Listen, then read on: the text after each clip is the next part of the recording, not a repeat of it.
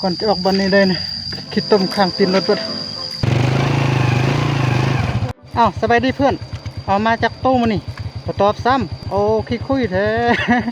โอ้ยขอหน่อยเถอะ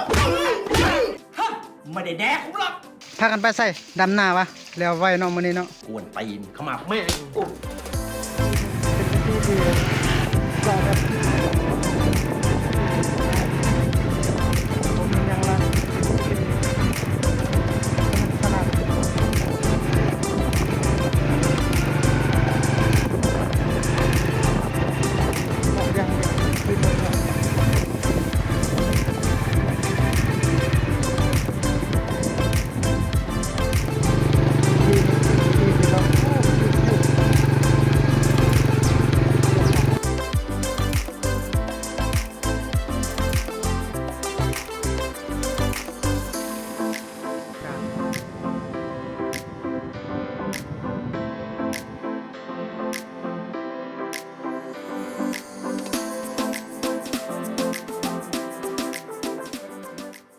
ได้เวลาที่แบบต้อง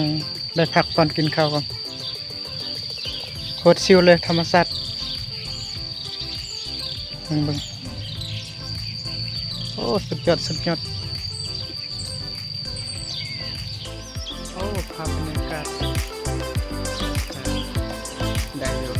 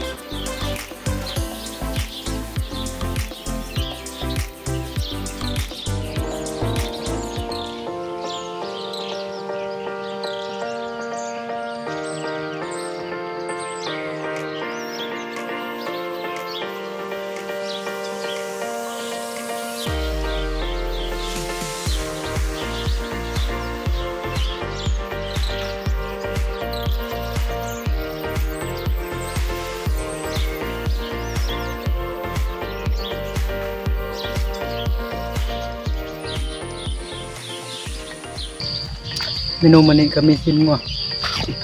นี่มันผักลัดต้มมันด่างต้มแต่เป็นมันด่าง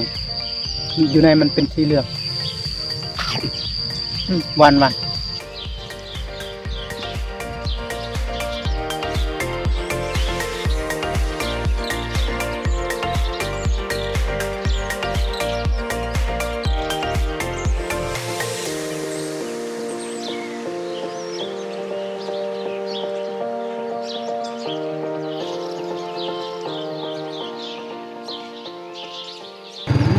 เป็นข้าวปอไม่บอนสิได้บอน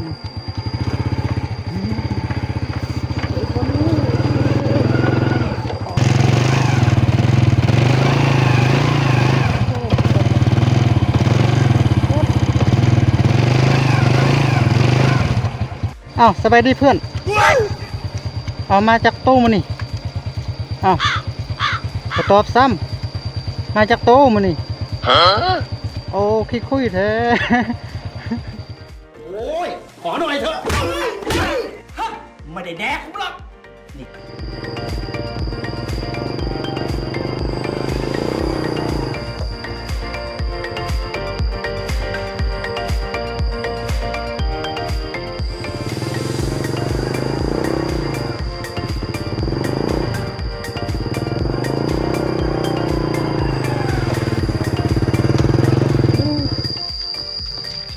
ชิวมาธรรมดาก่อนจะออกบันนี้ได้นะคิดต้มข้างตีนรถเบิด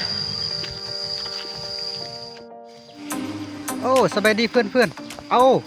พากันกลับหมดแล้ววะได้เมื่อกี้เจอกระเจ้า3-4ตัวนะว่าวกระเจ้าเบาๆนำนะ โอ้คิดคุยเถอะ เอาสุเจ้ากับเบาๆนำอีกเนาะกระเจ้ากลับปะแล้วเด้3-4ตัวเมื่อกี้เนี่ยโอ้โถพากันไปใส่ดำหน้าวะโอ้โหแล้วไว้เนาะมื้อนี้เนาะ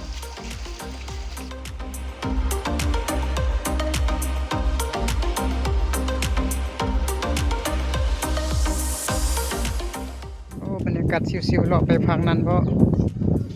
โอ้มีเหือเด้เหือผู้ใดเนาะขอยืมหน่อยเด้อ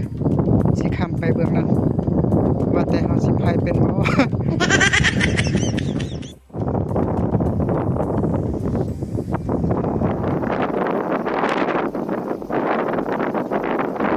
อยู่ให้อยู่ส่วนซิว